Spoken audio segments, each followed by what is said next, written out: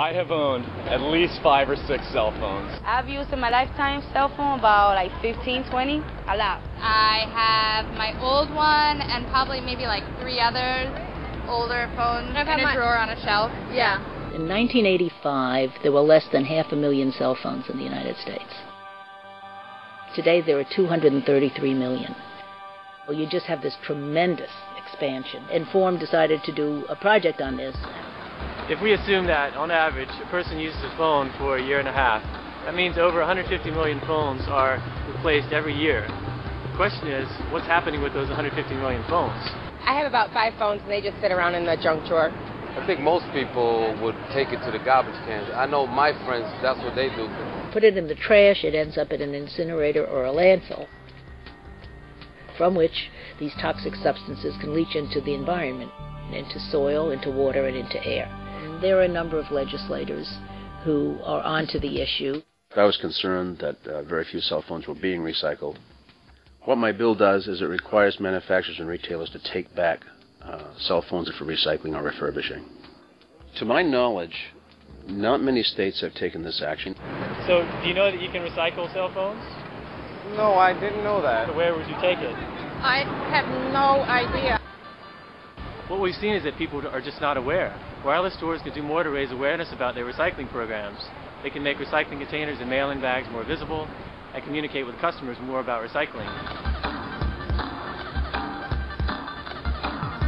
So I've just dropped off my old cell phone for recycling. So what happens next? Once the phones arrive at a collection facility here in the U.S., they separate out the chargers and accessories and send those for recycling. The phones are then powered up to be sure they have a good screen, and a test call is placed to make sure they work. Some cosmetic work is done, personal data is removed, and new software is often loaded on to prepare the phone for reuse. Refurbished phones that stay in the U.S. are either sold to smaller carriers or to warranty repair programs. Refurbished phones are also sold to overseas markets, such as Asia and Latin America. Unfortunately, there are some electronics that are shipped out of the U.S. that haven't even been tested. The Basel Action Network, a U.S.-based nonprofit, has documented the dumping of non-working electronics in China and Nigeria. There's a real moral issue here about shipping phones to these countries that have no infrastructure to deal with them. Clearly, recycling programs are needed in all countries that receive functional phones for reuse. However, the organization also recognizes that there are responsible recyclers that are committed to upholding high social and environmental standards. The companies that have pledged to uphold these standards set by Basel Action Network are called e-stewards. These companies refuse to make developing countries dumping grounds for our broken down electronics. If they aren't reusable, the phones will be sent to a smelter to recover the metals.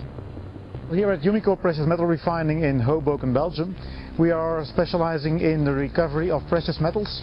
And if you're thinking about a cell phone, that is indeed a type of material which has a high intrinsic metal value. If we recycle 1 ton of cell phone, we will recover more than 3.5 kilograms of silver. If you send us 3 metric tons of cell phones, we will have produced this tiny but valuable bar of gold. And if we recycle the cell phones in an environmentally sound way, it also means that we will have to do less mining. And also by doing less mining, the environment will benefit. The key is to move to a closed-loop pattern of materials use. What you have with cell phones and with a lot of products in our society is that we extract the materials, we make them into products, we use them for a very short period of time, and then we throw them away. If we use them longer, if we take them back and recycle them, we are moving to the closed-loop pattern. Surveys show people want to do the right thing. Yeah, I think if people knew what it do, then they would definitely recycle. Certainly, if it doesn't cost them more, and it's relatively convenient, I think you'll find people being very cooperative. And we would like to recycle our cell phones if we knew how. Yeah.